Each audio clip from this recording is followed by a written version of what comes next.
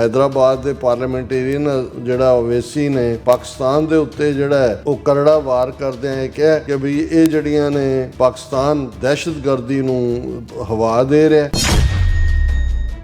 कि Pakistan army chief Asim Munir and Israeli Prime Minister Netanyahu both believe that Donald Trump is worthy of being awarded the Nobel Prize for Peace. ਇਹਦੀ ਤੁਸੀਂ ਕਰਤੂਤ ਦੇਖੋ ਅਵੇਸੀ ਦੀ। ਉਹਨੇ ਕਿਹਾ ਕਿ ਵੀ ਇਹ ਜਿਹੜਾ ਜਨਰਲ ਮੁਨੀਰ ਨੂੰ ਕਿਹਾ ਕਿ he is a key exporter of terrorism to India, ਕਿ ਇਹ ਭਾਰਤ ਦੇ ਵਿੱਚ ਦਹਿਸ਼ਤਗਰਦੀ ਨੂੰ ਭੇਜ ਰਿਹਾ, ਉਸ ਦਾ ਕੀ ਐਕਸਪੋਰਟਰ ਹੈ। ਚਲੋ ਨੇਤਨਯਾਹੂ ਨੂੰ ਕ੍ਰਿਟਿਸਾਈਜ਼ ਕਰੇ ਓਵੈਸੀ ਸਮਝ ਆ ਸਕਦੀ ਹੈ ਉੱਥੇ ਬੈਠ ਕੇ ਕਿ ਵੀ ਉਹ ਕਿਉਂਕਿ ਮੋਦੀ ਦਾ ਯਾਰ ਹੈ। ਚਾਹੀਦਾ ਤਾਂ ਇਹ ਸੀ ਕਿ ਵੀ ਜੇ ਨੇਤਨਯਾਹੂ ਨੂੰ ਵੀ ਕ੍ਰਿਟਿਸਾਈਜ਼ ਤੇ ਓਵੈਸੀ ਕਹੇ ਕਿ ਵੀ ਜਿਹੜਾ ਇੱਥੇ ਨੇਤਨਯਾਹੂ ਦਾ ਯਾਰ ਹੈ ਮੋਦੀ, ਉਹਨੇ ਵੀ ਗੁਜਰਾਤ ਦੇ ਮੁਸਲਮਾਨਾਂ ਦੀ ਨਸਲਕੁਸ਼ੀ ਕੀਤੀ ਹੋਈ ਹੈ। ਪਰ ਜੇ ਨੇਤਨਯਾਹੂ ਦੇ ਨਾਲ ਜਨਰਲ ਆਸਿਮ ਮੁਨੀਰ ਨੂੰ ਮਿਲ ਕੇ ਜਿਹੜਾ ਉਹ ਉੱਥੇ ਆਪਣਾ ਮੈਸੇਜ ਦੇਣਾ ਚਾਹੁੰਦਾ, ਦੇਖੋ ਜੀ ਪਾਕਿਸਤਾਨ ਵੀ ਜਿਹੜਾ ਉਹ ਐਕਸਪੋਰਟਰ ਹੈ ਟੈਰਰਿਜ਼ਮ ਦਾ। ਇਹਦਾ ਮਤਲਬ ਇਹ ਹੈ ਕਿ ਆਸਿਮ ਮੁਨੀਰ ਨੂੰ ਨੇਤਨਯਾਹੂ ਨਾਲ ਫਿੱਟ ਕਰਕੇ ਕਿਹਦਾ ਫਾਇਦਾ ਕਰ ਰਿਹਾ ਉਹੀ RSS ਦੇ ਏਜੰਡੇ ਨੂੰ। ਸੋ ਇਹ ਕੰਮ ਰੈਂਟਾ ਮੁਸਲਮ ਜਾਂ ਰੈਂਟਾ ਸਿੱਖ ਇਸ ਕਿਸਮ ਦੇ ਕੰਮਾਂ ਲਈ ਉਹਨਾਂ ਨੇ ਰੱਖੇ ਹੋਏ ਨੇ। Viewers welcome back on programme. So viewers ਗੱਲਬਾਤ ਕਰਨ ਜਾ ਰਹੇ ਹਾਂ ਅਖੀਰਲੇ ਸੈਗਮੈਂਟ ਦੇ ਵਿੱਚ ਕਿ ਭਾਰਤ ਦੇ MIM ਪਾਰਟੀ ਦੇ ਲੀਡਰ ਅਸਾਦੁਦੀਨ ਅਵੈਸੀ ਨੇ ਇੱਕ ਵਾਰ ਫਿਰ ਪਾਕਿਸਤਾਨ ਤੇ ਨਿਸ਼ਾਨਾ ਸਾਧਿਆ ਕਿਹਾ ਹੈ ਕਿ ਪਾਕਿਸਤਾਨ ਭਾਰਤ ਵਿੱਚ ਦਹਿਸ਼ਤਗਰਦੀ ਕਰਵਾ ਰਿਹਾ ਹੈ। ਅਸੀਂ ਅਸਾਦੁਦੀਨ ਅਵੈਸੀ ਨੂੰ ਭਾਰਤੀ RSS ਦਾ ਰੈਂਟਾ ਮੁਸਲਿਮ ਸਮਝਦੇ ਹਾਂ। ਸੋ ਇਸ ਬਾਰੇ ਆਪਾਂ ਗੱਲਬਾਤ ਕਰਨ ਜਾ ਰਹੇ ਹਾਂ। ਸੋ ਅਸੀਂ ਚਾਹਾਂਗੇ ਕਿ ਤੁਸੀਂ ਇਸੇ ਤਰ੍ਹਾਂ ਬਣੇ ਰਹਿਣਾ ਦੇਖਣ ਸੁਣ ਲਈ ਐਂਡ ਲਿਖਣ ਲਈ ਤੁਹਾਡਾ ਸਭ ਦਾ ਬਹੁਤ ਬਹੁਤ ਧੰਨਵਾਦ ਜੀ। ਰਾਜ ਸਾਹਿਬ ਕੀ ਕਹਿਣਾ ਚਾਹੋਗੇ? ਦੇਖੋ UN ਚਰਚ ਸੈਂਟਰ ਦੇ ਵਿੱਚ ਜਦੋਂ ਇੱਕ ਪਿਛਲੇ ਦਿਨਾਂ 'ਚ ਘੱਲੂਘਾਰਿਆਂ ਨਾਲ ਸੰਬੰਧਿਤ, ਕਿਉਂਕਿ ਸਾਰੇ ਦਿਨ ਚੱਲ ਰਹੇ ਸੀ, ਇੱਕ ਸਾਂਝਾ ਪਲੇਟਫਾਰਮ ਜਿਹਦੇ 'ਚ ਅੱਡ ਜਿਨ੍ਹਾਂ ਕੌਮਾਂ ਦੀ ਨਸਲਕੁਸ਼ੀ ਹੋਈ ਉਹਨਾਂ ਦੇ ਨੁਮਾਇੰਦੇ ਵੀ ਮੌਜੂਦ ਸੀ। ਤੇ ਸਾਡੇ ਵੀ ਰਾਜਾ ਰਜ਼ਾਕ ਉਹਨਾਂ ਨੇ ਮੈਂਸ਼ਨ ਕੀਤਾ ਰੈਂਟਾ ਮੁਸਲਮ। ਉਹ ਕਹਿਣਗੇ ਜੀ ਅਸੀਂ ਇਹ ਤੁਹਾਡੀ ਟਰਮ ਪਿਕ ਕੀਤੀ ਹੈ। ਮੈਂ ਕਿਹਾ ਨਹੀਂ, ਵੈਸੇ ਰੈਂਟਾ ਸਿੱਖ ਵੀ ਨੇ। ਤੇ ਇਹ ਆਪਣੇ ਆਪ ਦੇ ਵਿੱਚ ਇਹ ਮੈਸੇਜ ਹੁੰਦਾ ਹੈ ਕਿ ਭਾਈ ਜਿਹੜਾ ਬੰਦਾ ਆਪਣੇ ਨਿੱਜੀ ਹਿੱਤਾਂ ਦੇ ਲਈ ਉੱਪਰਲਾ ਢੋਲ ਹੋਰ ਵਜਾ ਰਿਹਾ, ਇਹ ਦੱਸ ਰਿਹਾ ਜਿਵੇਂ ਉਹ ਕੌਮ ਦੀ ਨੁਮਾਇੰਦਗੀ ਕਰਦਾ, ਪਰ ਅਸਲ ਦੇ ਵਿੱਚ ਉਹ ਟਰੋਜਨ ਹੋਰਸ ਹੈ। ਉਹ ਤੁਹਾਡੇ ਵਿੱਚ ਵਾੜਿਆ ਹੋਇਆ। ਲੱਗਦਾ ਕਿ ਵੀ ਦੇਖੋ ਹੁਣ ਇਹਨੇ ਇੰਨਾ ਸਾਦੁਦੀਨ ਓਵੈਸੀ ਜਿਹੜੀ ਇਹਦੀ ਪਾਰਟੀ ਹੈ ਉਹਦਾ ਇੰਨਾ ਲੰਬਾ ਨਾਂ ਰੱਖਿਆ ਹੋਇਆ ਆਲ ਇੰਡੀਆ ਮਜਲਿਸੇ ਇਤਿਹਾਦੁਲ ਮੁਸਲਮਾਨੀਨ, ਕਿ ਵੀ ਇਹਨੂੰ MIM ਕਹਿੰਦੇ ਨੇ, ਆਲ ਇੰਡੀਆ ਮਜਲਿਸੇ ਇਤਿਹਾਦੁਲ ਮੁਸਲਮਾਨੀਨ, ਕਿ ਵੀ ਭਾਰਤ ਭਰ ਦੇ ਮੁਸਲਮਾਨਾਂ ਦੇ ਸੰਗਠਨ ਇਤਿਹਾਦ ਦੀ ਜਿਹੜੀ ਹੈ ਜਮਾਤ। ਪਰ ਜੇ ਇਹਦੀਆਂ ਤੁਸੀਂ ਬਿਆਨਬਾਜ਼ੀਆਂ ਦੇ ਨਫ਼ਰਤ ਵੀ ਪੂਰੀ ਜਿਹੜਾ ਔਰ ਇਹਨੇ ਕਈ ਥਾਂ ਇਹਨੂੰ ਇਸ ਕੰਮ ਲਈ ਰੱਖਿਆ। ਇੱਕ ਪਾਸੇ ਦਾ ਇਹ ਸਾਰਿਆਂ ਨੂੰ ਕਹੇਗਾ ਕਾਂਗਰਸ ਨੇ ਇਹ ਕੀਤਾ, ਉਹਨੇ ਅਸੀਂ ਮੁਸਲਮਾਨਾਂ ਦਾ ਫਲਾਣਾ, ਪਰ ਇਹਨੇ ਹਰ ਥਾਂ ਜੇ ਤੁਸੀਂ ਮਹਾਰਾਸ਼ਟਰ ਦੀਆਂ ਚੋਣਾਂ, ਬਿਹਾਰ ਦੀਆਂ ਚੋਣਾਂ, UP ਦੀਆਂ ਚੋਣਾਂ, ਦੂਜੇ ਸਾਈਜ਼ੇਬਲ, ਕਿਉਂਕਿ ਪੜ੍ਹਿਆ ਲਿਖਿਆ ਡਾਕਟਰ ਹੈ, ਸਪੀਕਰ ਚੰਗਾ ਹੈ, ਦਾੜੀ ਰੱਖੀ ਹੋਈ ਹੈ, ਟੋਪੀ ਇਸਲਾਮਿਕ ਹੈ, ਮੁਸਲਮਾਨਾਂ ਦਾ ਇੱਕ ਤਬਕਾ ਫਸ ਜਾਂਦਾ ਹੈ, ਉਮੀਦਵਾਰ ਜਿਹੜੇ ਖੜਾ ਕਰਦਾ ਉਹਨਾਂ ਨੂੰ ਵੋਟਾਂ ਵੀ ਮਿਲ ਜਾਂਦੀਆਂ। ਪਰ ਇਹ ਅਲਟੀਮੇਟਲੀ ਉਹਨਾਂ ਸਟੇਟਾਂ ਜਿੱਥੇ ਵੀ ਖੜਾ ਕਰਦਾ ਉੱਥੇ BJP ਨੂੰ ਜਿਤਾਉਣ ਦਾ ਕਾਰਨ ਬਣਦਾ ਉਹਨਾਂ ਸੀਟਾਂ ਦੇ ਉੱਤੇ। ਇਹੀ ਕਿਉਂਕਿ ਇੱਕ ਸਾਈਜ਼ੇਬਲ ਮੁਸਲਿਮ ਪਾਪੂਲੇਸ਼ਨ ਜਦੋਂ ਇੱਕ ਪਾਸੇ ਡਿਫਲੈਕਟ ਹੁੰਦੀ ਹੈ ਤੇ BJP ਦਾ ਹਿੰਦੂਤਵਾ ਏਜੰਡਾ ਅੱਗੇ ਨਿਕਲ ਜਾਂਦਾ, ਜਾਂ ਜਿਹੜੇ ਦੂਸਰੀਆਂ ਪਾਰਟੀਆਂ ਨੇ ਜਿਹੜੀਆਂ ਥੋੜ੍ਹੀਆਂ ਬਹੁਤ ਜਿਹੜਾ ਉਹ ਲਿਹਾਜ਼ ਰੱਖਦੀਆਂ, BJP ਤਾਂ ਦਿੰਦੇ ਨਹੀਂ ਮੁਸਲਮਾਨ ਨੂੰ ਟਿਕਟ MP ਜਾਂ ਦੂਜੇ ਤੀਜੇ। ਹੁਣ ਰੈਂਟਾ ਮੁਸਲਿਮ ਉਹਨਾਂ ਨੇ ਹੌਲੀ ਹੌਲੀ ਅਸੈਂਬਲੀਆਂ 'ਚ ਭਾਵੇਂ ਸ਼ੁਰੂ ਕੀਤੇ ਨੇ।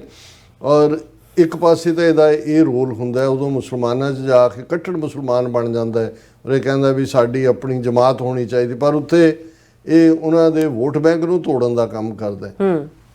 ਪਰ ਜਦੋਂ ਨੈਸ਼ਨਲ ਲੈਵਲ ਦੇ ਉੱਤੇ ਇਹ ਸਭ, ਕਿਉਂਕਿ ਪਾਕਿਸਤਾਨ ਦੀ ਇਹ ਖਿਲਾਫਤ ਕਰਦਾ, ਜਿਨ੍ਹਾਂ ਦੇ ਖਿਲਾਫ ਵੀ ਜਿਹੜਾ ਇਹ ਇਸ ਨੂੰ TV ਦੇ ਉੱਤੇ ਬਿਠਾ ਕੇ ਡਿਸਕਸ਼ਨਸ ਦੇ ਵਿੱਚ ਕਰਦਾ, ਕਹਿੰਦਾ ਜੀ ਸਾਡੇ ਤਾਂ ਪੁਰਖਿਆਂ ਦੀਆਂ ਕਬਰਾਂ ਨੇ, ਅਸੀਂ ਤਾਂ ਇਸ ਧਰਤੀ ਦੇ ਹਾਂ ਔਰ ਅਸੀਂ ਫਲਾਣੇ ਹਾਂ ਅਤੇ ਢਿਮਕੇ। ਪਰ ਦੂਸਰੇ ਪਾਸੇ ਜਦੋਂ ਇਹ ਹੁੰਦਾ ਹੈ ਕਿ ਵੀ ਜਿਹਨੂੰ ਇਹ ਕਹਿੰਦੇ ਨੇ ਕਿ ਵੀ ਇਹ ਮੋਰ ਲੋਇਲ ਦੈਨ ਦਾ ਕਿੰਗ, ਇਹ ਐਟੀਚਿਊਡ ਹੈ। ਔਰ ਖ਼ਾਸ ਤੌਰ 'ਤੇ ਜਦੋਂ ਪਹਿਲਗਾਮ ਦੀ ਘਟਨਾ ਹੋਈ, ਇਹਨੇ ਵੀ ਉਹਨਾਂ ਤੋਂ ਅੱਗੇ ਜਾ ਕੇ ਪਾਕਿਸਤਾਨ ਨੂੰ ਇੱਧਰ ਉੱਧਰ ਸਬਕ ਸਿਖਾਇਆ ਜਾਏ, ਇਹ ਉਹ ਸੋ ਕਾਲਡ ਆਪਰੇਸ਼ਨ ਸੰਦੂਰ ਦਾ ਸਭ ਤੋਂ ਵੱਡਾ ਹਮਾਇਤੀ ਬਣਿਆ ਹੋਇਆ ਸੀ। ਜਦੋਂ ਜੁੱਤੀਆਂ ਪਈਆਂ 4 ਦਿਨ ਇੰਡੀਆ ਨੂੰ ਜਾਂ ਦੂਜੇ, ਇਹਨੇ ਵੀ ਉਹੀ ਇੰਡੀਅਨ ਵਰਜਨ ਕਿ ਜੀ ਵਿਕਟਰੀ ਸਬਕ ਸਿਖਾਇਆ, ਇਹਨੂੰ ਐਂਡ ਨਹੀਂ ਕਰਨਾ ਚਾਹੀਦਾ, ਇਹਨੂੰ ਅਜੇ ਪਨਿਸ਼ ਕਰਨਾ ਚਾਹੀਦਾ। ਫਿਰ ਜਿਹੜੇ 59 ਐਮਪੀਆਂ, ਸਿਟਿੰਗ ਐਮਪੀ ਵੀ ਹੈ ਹੈਦਰਾਬਾਦ ਤੋਂ, ਐਮਪੀਆਂ ਔਰ ਐਕਸ ਅਫੀਸ਼ੀਅਲਸ ਦੇ ਡੈਲੀਗੇਸ਼ਨ ਅੱਡ-ਅੱਡ ਮੁਲਕਾਂ 'ਚ ਗਏ, ਇਹਨੂੰ ਖਾਸ ਤੌਰ ਤੇ ਮੁਸਲਮਾਨ ਮੁਲਕਾਂ ਦੇ ਵਿੱਚ ਭੇਜਿਆ ਇੰਡੀਆ ਨੇ। ਉੱਥੇ ਜਾ ਕੇ ਵੀ ਇਹਨੇ ਪੂਰਾ ਮੂੰਹ 'ਚੋਂ ਝੱਗ ਸੁੱਟੀ ਪਾਕਿਸਤਾਨ ਦੇ ਖਿਲਾਫ। ਔਰ ਹੁਣ ਇਹਨੇ ਜਿਹੜੀ ਇਹਨਾਂ ਦੀ ਹਿੰਦੂ ਬਿਊਰੋ ਦੀ ਸਟੋਰੀ ਹੈ ਕਿ ਹੈਦਰਾਬਾਦ ਦੇ ਪਾਰਲੀਮੈਂਟੇਰੀਅਨ ਜਿਹੜਾ ਓਵੈਸੀ ਨੇ ਪਾਕਿਸਤਾਨ ਦੇ ਉੱਤੇ ਜਿਹੜਾ ਹੈ ਉਹ ਕਰੜਾ ਵਾਰ ਕਰਦਿਆਂ ਇਹ ਕਿਹਾ ਕਿ ਵੀ ਇਹ ਜਿਹੜੀਆਂ ਨੇ ਪਾਕਿਸਤਾਨ ਦਹਿਸ਼ਤਗਰਦੀ ਨੂੰ ਹਵਾ ਦੇ ਰਿਹਾ।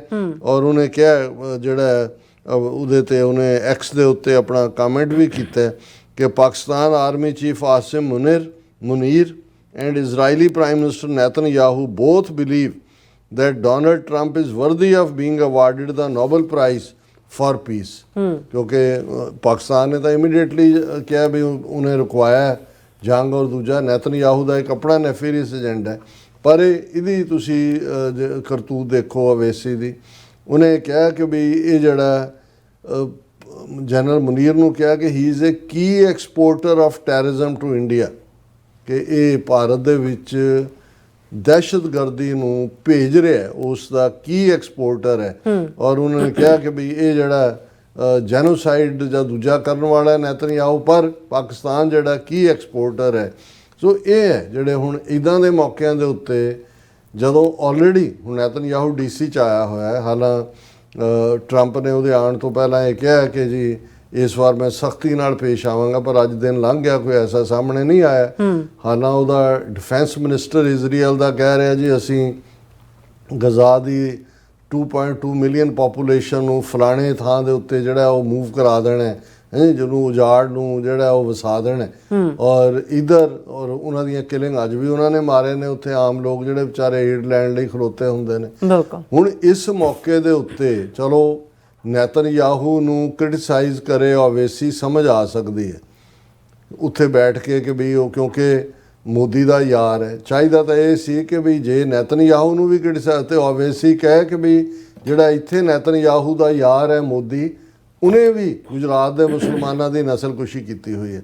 ਪਰ ਜੇ ਨੈਤਨਯਾਹੂ ਦੇ ਨਾਲ ਜਨਰਲ ਆਸਿਮ ਮੁਨੀਰ ਨੂੰ ਮਿਲ ਕੇ ਜਿਹੜਾ ਉਹ ਉੱਥੇ ਆਪਣਾ ਮੈਸੇਜ ਦੇਣਾ ਚਾਹੁੰਦਾ, ਦੇਖੋ ਜੀ ਪਾਕਿਸਤਾਨ ਵੀ ਜਿਹੜਾ ਉਹ ਐਕਸਪੋਰਟਰ ਹੈ ਟੈਰਰਿਜ਼ਮ ਦਾ। ਇਹਦਾ ਮਤਲਬ ਇਹ ਹੈ ਕਿ ਆਸਿਮ ਮੁਨੀਰ ਨੂੰ ਨੈਤਨਯਾਹੂ ਨਾਲ ਫਿੱਟ ਕਰਕੇ ਕਿਹਦਾ ਫਾਇਦਾ ਕਰ ਰਿਹਾ ਉਹੀ RSS ਦੇ ਏਜੰਡੇ ਨੂੰ। ਸੋ ਇਹ ਕੰਮ ਰੈਂਟਾ ਮੁਸਲਮ ਜਾਂ ਰੈਂਟਾ ਸਿੱਖ ਇਸ ਕਿਸਮ ਦੇ ਕੰਮਾਂ ਲਈ ਉਹਨਾਂ ਨੇ ਰੱਖੇ ਹੋਏ ਨੇ। ਜੀ ਡਾਕਟਰ ਸਾਹਿਬ ਤੁਹਾਡਾ ਬਹੁਤ ਬਹੁਤ ਸ਼ੁਕਰੀਆ। ਹੁਣ ਆਪਾਂ ਆਪਣੇ ਜਿਹੜੇ ਵਿਊਜ਼ ਮੈਸੇਜ ਨੇ ਉਹ ਲੈਣ ਜਾ ਰਹੇ ਹਾਂ। ਸਭ ਦਾ ਬਹੁਤ ਬਹੁਤ ਸ਼ੁਕਰੀਆ ਅਦਾ ਕਰਦੇ ਹਾਂ। ਨਿਹੰਗ ਸਿੰਘ ਜੀ ਸਾਡੇ ਪਹਿਲੇ ਵਿਊਅਰ ਨੇ, ਸਾਨੂੰ ਫਤਿਹ ਬੁਲਾਉਂਦੇ ਨੇ। ਵਾਹਿਗੁਰੂ ਜੀ ਕਾ ਖਾਲਸਾ, ਵਾਹਿਗੁਰੂ ਜੀ ਕੀ ਫਤਿਹ। ਔਰ ਧਰਮ ਸਿੰਘ ਜੀ, ਸੋਨਮੈਲ ਜੀ ਵੀ, ਅਮਰਜੀਤ ਸਿੰਘ ਜੀ ਵੀ, ਹਰਮਨ ਪੰਨੂ ਜੀ, ਗੁਰਜੀਤ ਸਿੱਧੂ ਜੀ ਔਰ ਬਲਜੀਤ ਵਰਾਜ ਜੀ, ਸੁਖਜੀਵਨ ਬੱਚੂ ਜੀ, ਸਰਦਾਰ ਸਾਹਿਬ ਜੀ, ਡਾਕਟਰ ਪਰਮਜੀਤ ਸਿੰਘ ਸਮਰਾ ਜੀ, ਮਿਲੇ ਸਿੰਘ ਜੀ ਔਰ ਇਸੇ ਤਰ੍ਹਾਂ ਮੁਹੰਮਦ ਯਾਕੂਬ ਜੀ ਨੇ ਕਾਫੀ ਸਾਰੇ ਮੈਸੇਜ ਨੇ ਹਰੇਕ ਸੈਗਮੈਂਟ ਦੇ ਥੱਲੇ ਬੜੇ ਫੋਕਸ ਨਾਲ ਦੇਖਦੇ ਨੇ। ਸਭ ਦਾ ਬਹੁਤ ਬਹੁਤ ਸ਼ੁਕਰੀਆ। ਔਰ ਯਾਕੂਬ ਜੀ ਕਹਿੰਦੇ ਨੇ ਕਿ ਤੁਸੀਂ ਗੈਰ ਹਾਜ਼ਰ ਸੀ ਕੱਲ ਔਰ ਅੱਜ ਦੀ ਕਹਿੰਦੀ ਤਾਜ਼ਾ ਖਬਰ ਕਹਿੰਦੇ ਕੀ ਹੈ ਤੁਸੀਂ ਸੁਣ ਹੀ ਲਿਆ। ਔਰ ਡਾਕਟਰ ਪਰਮਜੀਤ ਸਿੰਘ ਸਮਰਾ ਜੀ ਕਹਿੰਦੇ ਬਿੱਲੀ ਸਿੰਘ ਜੀ ਜਲਾਵਤਨੀ ਸਿੱਖਾਂ ਨੂੰ ਭਾਰਤ ਤੋਂ ਬਾਹਰ ਹੀ ਇੱਕ ਆਜ਼ਾਦ ਸਰਵਉੱਚ ਤਖਤ ਸਾਹਿਬ ਦੀ ਸਥਾਪਨਾ ਕਰ ਲੈਣੀ ਚਾਹੀਦੀ ਹੈ। ਭਾਰਤ ਅੰਦਰ 5 ਤਖਤਾਂ RSS ਦੇ ਗੁਲਾਮ ਬਣ ਗਏ ਹਨ। ਡਾਕਟਰ ਸਾਹਿਬ ਤੁਸੀਂ ਠੀਕ ਕਹਿ ਰਹੇ ਹੋ ਵੀ ਉੱਥੇ ਤਾਂ ਤਖਤਾਂ ਦੇ ਉੱਤੇ ਉਹਨਾਂ ਦਾ ਕੰਟਰੋਲ ਹੈ, ਪਰ ਕਿਉਂਕਿ ਤਖਤ ਹਿਸਟੋਰੀਕਲ ਨੇ, ਉਹਨਾਂ ਦਾ ਇੱਕ ਆਪਣਾ ਪਿਛੋਕੜ ਹੁੰਦਾ, ਅਸੀਂ ਤਖਤ ਤਾਂ ਨਹੀਂ ਸਿਰਜ ਸਕਦੇ। ਪਰ ਇੰਨਾ ਜ਼ਰੂਰ ਹੈ ਕਿ 5 ਮਿਲੀਅਨ ਸਿੱਖ ਡਾਇਸਪੋਰਾ, ਜਿਵੇਂ ਅਸੀਂ ਆਪਣੇ ਓਪਨਿੰਗ ਸੈਗਮੈਂਟ 'ਚ ਕਿਹਾ, ਸਾਡੀਆਂ ਜਥੇਬੰਦੀਆਂ ਜੇ ਤਾਲਮੇਲ ਕਰਕੇ ਜਿਵੇਂ ਵਰਲਡ ਸਿੱਖ ਪਾਰਲੀਮੈਂਟ ਦਾ ਕਾਨਸੈਪਟ ਹੈ, ਆਪਣੀ ਸਟਰੈਂਥ ਨੂੰ ਅਸੀਂ ਗੈਦਰ ਕਰੀਏ ਤੇ ਪੰਜਾਬ ਦੇ ਲੋਕ ਜਾਂ ਭਾਰਤੀ ਨਕਸ਼ੇ 'ਚ ਕੈਦ ਸਿੱਖ ਜਿਹੜੇ ਨੇ ਉਹ ਅੱਜ ਵੀ ਬਾਹਰਲਿਆਂ ਸਿੱਖਾਂ ਵਾਲੀ ਦੇਖਦੇ ਨੇ। ਔਰ ਅਲਟੀਮੇਟਲੀ ਗੇਮ ਚੇਂਜਰ ਡਾਇਸਪੋਰਾ ਸਿੱਖ ਹੀ ਨੇ। ਪਰ ਬਹੁਤ ਧੰਨਵਾਦ ਤੁਹਾਡੇ ਸੁਝਾਅ ਦਾ। ਔਰ ਮੁਹੰਮਦ ਯਾਕੂਬ ਜੀ ਸਲੀਮ ਮਲਕ ਦੇ ਬਾਰੇ ਵੀ ਗੱਲ ਕਰ ਰਹੇ ਨੇ, ਕਹਿੰਦੇ ਤੁਸੀਂ ਉਹਨਾਂ ਨੂੰ ਸਟੂਡੀਓ ਵਿੱਚ ਐਜ਼ ਏ ਮਹਿਮਾਨ ਦੇ ਤੌਰ ਤੇ ਬੁਲਾਉਂਦੇ ਸੀ। ਹਾਂ ਨਹੀਂ ਉਹ ਤਾਂ ਸਾਡੇ ਪਿਲਰ ਸੀ ਇਹਨਾਂ ਸਾਂਝਾਂ ਦੇ, ਅਨਫੋਰਚੂਨੇਟਲੀ ਉਹ ਇਸ ਜਹਾਨ ਨੂੰ ਤੋਂ ਚਲੇ ਗਏ, ਜਿਹਦਾ ਸਾਨੂੰ ਬਹੁਤ ਵੱਡਾ ਘਾਟਾ ਪਿਆ ਹੈ। ਜੀ ਫੋਰ ਇਸੇ ਤਰ੍ਹਾਂ ਬਿਲਾਲ ਅਹਿਮਦ ਜੀ ਵੀ ਸਾਨੂੰ ਅਸਲਾਮ ਵਾਲੇਕਮ ਕਹਿੰਦੇ ਨੇ ਦੋਨਾਂ ਜਨਾਂ ਨੂੰ, ਔਰ ਕਹਿੰਦੇ ਕਿ ਇੱਥੇ ਰੇਨਿੰਗ ਹੋ ਰਹੀ ਹੈ ਮਾਰਨਿੰਗ ਟਾਈਮ ਤੇ।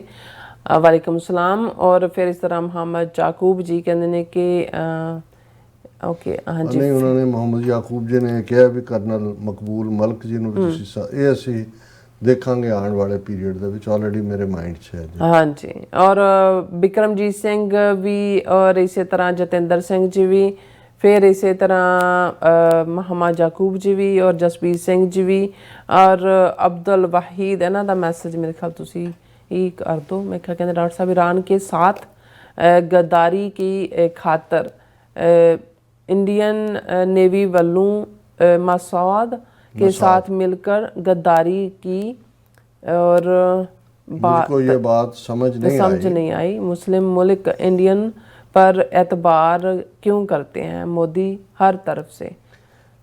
यही अब्दुल वहीद जी ट्रेजिडी मैं इसनूं कहांगा कि भी कोई मुसलमान मुल्क समेत सऊदी अरेबिया, UAE, कतर दे ऐसा नहीं है जिन्होंने मोदी ਨੂੰ ਹਾਈਐਸਟ ਸਿਵਿਲੀਅਨ ਅਵਾਰਡ ਨਾ ਦਿੱਤਾ ਹੋਵੇ। ਹਾਲਾਂਕਿ ਕਤਰ ਦੇ ਵਿੱਚ 7 ਇਹਨਾਂ ਦੇ ਆਲਾ ਜਿਹੜੇ ਨੇਵਲ ਆਫੀਸਰ ਸਰਵਿੰਗ ਸੀ ਉਹ ਮੋਸਾਦ ਲਈ ਕੰਮ ਕਰ ਰਹੇ ਸੀ। ਈਰਾਨ ਨੇ ਵੀ ਇੰਡੀਆ ਨੂੰ ਸਿਰ ਤੇ ਚੜਾਇਆ ਹੋਇਆ ਸੀ। ਹੁਣ 77 ਬੰਦੇ ਜਿਹੜੇ ਨੇ ਉਹਨਾਂ ਦੇ ਇੰਡੀਅਨ ਰਾਅ ਦੇ ਉਹਨਾਂ ਨੇ ਫੜੇ ਨੇ, ਔਰ ਇਕੱਲਾ ਇਹ ਨਹੀਂ ਹੈ ਕਿ ਵੀ ਇਹ ਉਹਨਾਂ ਦੀ ਜਸੂਸੀ ਕਰਦੇ ਨੇ। ਇਹਨਾਂ ਸਾਰੇ ਮੁਸਲਿਮ ਮੁਲਕਾਂ ਦੇ ਵਿੱਚ ਜਿਹੜਾ software India the IT industry ਦਾ ਹੈ ਉਹ ਉਹਨਾਂ ਨੇ ਇੰਸਟਾਲ ਕਰਵਾਏ ਹੋਏ ਨੇ। ਉਹਨਾਂ ਦੀ ਸਾਰੀ ਜਿੰਨੀ ਜਾਣਕਾਰੀ ਹੈ, ਜਿੰਨਾ ਕੁ ਵੀ ਉਹਨਾਂ ਦੀ ਜਿਹੜੀ ਇਨਫੋਰਮੇਸ਼ਨ ਆ ਉਹਨਾਂ ਦੇ ਕੋਲ ਹੈ, ਇੰਡੀਅਨਸ ਦੇ ਕੋਲ। ਇਹ ਮੈਂ ਕਿਤੇ ਦੇਖਿਆ ਵੀ ਈਰਾਨ ਨੇ ਹੁਣ ਉਹ ਸਾਰਾ ਰਿਜੈਕਟ ਕਰਕੇ ਚਾਈਨੀਜ਼ ਜਾਂ ਕੋਈ ਹੋਰ ਜਿਹੜਾ ਹੈ ਉਸ ਨੂੰ ਇੰਸਟਾਲ ਕੀਤਾ। ਸੋ ਇਹ ਹੁਣ ਇਹਦੇ ਲਈ ਮੈਂ ਕੀ ਕਹਿ ਸਕਦਾ, ਮੈਂ ਇੱਕ ਗੈਰ ਮੁਸਲਮਾਨ ਹੋਣ ਦੇ ਨਾਤੇ ਹੀ ਕਹਿ ਸਕਦਾ ਵੀ ਘੱਟੋ ਘੱਟ ਅੱਲਾਹ ਤਾਲਾ ਨੇ ਇਹਨਾਂ ਮੁਲਕਾਂ ਨੂੰ ਦੌਲਤ ਦਿੱਤੀ ਹੈ, ਯੈਲੋ ਗੋਲਡ ਕੋਡ ਹੈ। ਤੁਸੀਂ ਘੱਟੋ ਘੱਟ ਇੰਨਾ ਤਾਂ ਦੇਖੋ, ਆਪਣੇ ਹੀ 20 ਕਰੋੜ ਮੁਸਲਮਾਨ ਭਾਰਤ ਦੇ ਵਿੱਚ ਉਹਨਾਂ ਦਾ ਕੀ ਹਾਲ ਕੀਤਾ ਹੋਇਆ ਹੈ। ਇਸ ਕਿਸਮ ਦੇ ਕਾਤਲ ਨੂੰ, ਮੋਦੀ ਵਰਗੇ ਨੂੰ ਤਾਂ ਨੇੜੇ ਨਹੀਂ ਲੱਗਣ ਦੇਣਾ ਚਾਹੀਦਾ। ਤੁਸੀਂ ਸਦਕੇ ਜੱਫੀਆਂ ਵੀ ਪਾ ਰਹੇ ਹੋ, ਉੱਥੇ ਇਨਵੈਸਟਮੈਂਟ ਵੀ ਕਰ ਰਹੇ ਹੋ, ਉਹਨੂੰ ਹਾਈਐਸਟ ਅਵਾਰਡ ਵੀ ਦੇ ਰਹੇ ਹੋ। ਹੁਣ ਮੈਂ ਕੀ ਕਹਿ ਸਕਦਾ ਇਸ ਤੇ। फिर डॉक्टर साहब वो 50 लाख फ़लस्तीनी जान से मार देना चाहते हैं और हम अपनी आंखों से देख रहे हैं। और बसरा जी भी, फिर इसी तरह हाँ जी राजनप्रीत सिंह जी भी, और इसी तरह मोहम्मद याकूब जी के डॉक्टर साहब इंडिया और इंडिया के दोस्त का बस नहीं चल रहा, वो आपकी हक सच की आवाज़ भी खामोश कर सकते हैं। हाँ बिल्कुल, और पूरा जोर लाया हुआ है। और शुक्रिया अदा भी कर देने। और इसी तरह फिर याकूब जी के भारत का जो यार है गद्दार है, और गद्दार ही चाहे वो कोई भी हो। और कहते बेगारत India get out from my Kashmir and Khalistan, और वो भी बेगारत इंडिया तेरे साथ तो वो तमाम मुल्क लड़े हैं पाकिस्तान के खिलाफ जो इस्लाम के दुश्मन हैं। और फिर इसी तरह बिलाल जी कहते हैं कि डॉक्टर साहब सदा बादशाही सोने रब दी कि इंडिया नैक्सट ईयर्स पाकिस्तान दे नाल लड़न दा कहते सोच भी नहीं सकता। अगर इंडिया ने पाकिस्तान दे नाल दिलवदी की तां फिर इंडिया दे कोलों कश्मीर भी जाएगा। बिल्कुल ठीक कह रहे हो, बट ਇਹ ਜਿਹੜੀ ਗੰਗ ਹੋਇਆ ਅਪਰੋਚ ਹੁੰਦੀ ਹੈ, ਦਿਮਾਗ ਖਰਾਬ ਹੋਇਆ ਹੋਇਆ ਤਾਂ ਪਤਾ ਨਹੀਂ ਲੱਗਦਾ। ਬਿਲਕੁਲ। ਫਿਰ ਇਸੇ ਤਰ੍ਹਾਂ ਕਹਿੰਦੇ ਨੇ ਕਿ ਇਨਸ਼ਾਅੱਲਾ ਕਸ਼ਮੀਰ ਵੀ ਆਜ਼ਾਦ ਹੋਗਾ ਔਰ ਖਾਲਿਸਤਾਨ ਵੀ ਬਣੇਗਾ, ਰੱਬ ਮਿਹਰ ਕਰੇ, ਖਾਲਿਸਤਾਨ ਜ਼ਿੰਦਾਬਾਦ ਕਹਿੰਦੇ ਨੇ। ਔਰ ਇਸੇ ਤਰ੍ਹਾਂ ਅਵਤਾਰ ਸਿੰਘ ਜੀ ਵੀ, ਜਸਕੀਰਤ ਸਿੰਘ ਜੀ ਵੀ, ਔਰ ਇਸੇ ਤਰ੍ਹਾਂ ਫਿਰ ਅਮਨ ਸਿੰਘ ਖਾਲਸਾ ਜੀ ਵੀ, ਔਰ ਬਾਜ ਰੰਧਾਵਾ ਜੀ ਵੀ, ਇੰਦਰਜੀਤ ਸਿੰਘ ਸੰਧੂ ਜੀ ਵੀ, ਜਗਤਾਰ ਸਿੰਘ ਜੀ ਵੀ, मोहम्मद याकूब जी भी, और इसी तरह कुलदीप कौर जी, बाज रंधावा जी भी, और फिर इस तरह Nihang Singh ji. Always great awesome programme and great job guys, keep it up, excellent analysis. Sorry, बहुत शुक्रिया निहंग सिंह जी, बहुत हाँ जी। और सब का बहुत बहुत शुक्रिया। इस दिन अपने व्यूअर्स को लेने इजाजत। व्यूअर्स सारे प्रोग्राम का समा इत्थे मुकदा। तुसीं अपनी राय ते सुझाव ਸਾਨੂੰ ਭੇਜਣਾ ਨਾ ਭੁੱਲਣਾ ਸਾਡੇ ਇਸ ਪਤੇ ਤੇ sos@tv84.tv ਤੇ ਅਸੀਂ ਆਪਣਾ ਪ੍ਰੋਗਰਾਮ ਲੈ ਕੇ ਫਿਰ ਦੁਬਾਰਾ ਤੁਹਾਡੇ ਸਾਹਮਣੇ ਹੋਵਾਂਗੇ। ਤਦ ਤੱਕ ਲਈ ਮੈਨੂੰ ਤੇ ਆਪਣਾ ਸੁਣਾਓ ਗਿਆ ਦਿਓ। ਦੇਖਦੇ ਰਹੋ TV84, ਬੁਲਾ ਦਿਓ ਫਤਿਹ। ਵਾਹਿਗੁਰੂ ਜੀ ਕਾ ਖਾਲਸਾ, ਵਾਹਿਗੁਰੂ ਜੀ ਕੀ ਫਤਿਹ। ਰੱਬ ਰਾਖਾ।